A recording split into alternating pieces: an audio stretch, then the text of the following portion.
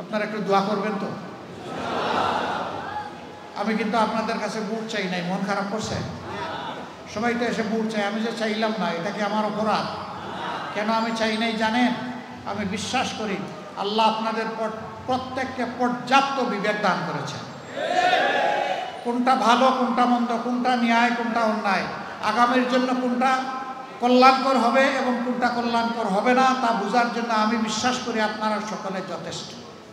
এবং আমি এটাও বিশ্বাস করি যে আল্লাহ তাআলা জ্ঞানের নিয়ামত আমার থেকে আপনাদেরকে বেশি দিয়েছে। এটা আমার আস্থা, আপনাদের প্রতি এটা আমার সম্মান বোধ, আমি এটাই মনে করি। এই জন্য আমার চাওয়ার প্রয়োজন নেই। আপনিই ঠিক করবেন আগামী দিনে আপনি কাকে আপনার আমানত সমঝাবেন। আল্লাহ আমাদের সবাইকে আগামী দিনে সঠিক সিদ্ধান্ত নেওয়ার তৌফিক দান করুন। আমরা এই কয়টা মানুষ সিদ্ধান্ত নিলে হয়ে যাবে না তো, গোটা সমাজের সহযোগিতা লাগবে। এই জন্যে আমার যে কথাগুলো সঠিক মনে করেন আমি অনুরোধ করব যে আমার মতো করে আপনারা মেহেরবানি করে সমাজের মানুষের কাছে এই কথাগুলো পৌঁছে দিন। আল্লাহ তাআলা এর বিনিময়ে আপনাদের ইজ্জত বাড়িয়ে দিন আর এই সমাজের মুক্তির ব্যবস্থা আল্লাহ করে দিন।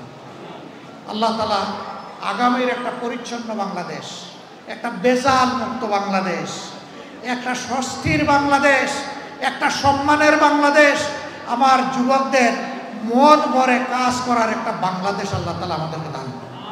আপনাদের সবাইকে ধন্যবাদ, অসংখ্য মোবারকবাদ, গভীর কৃতজ্ঞতা।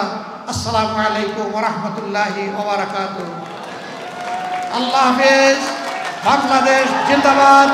বাংলাদেশ জামাতে ইসলামী জিন্দাবাদ।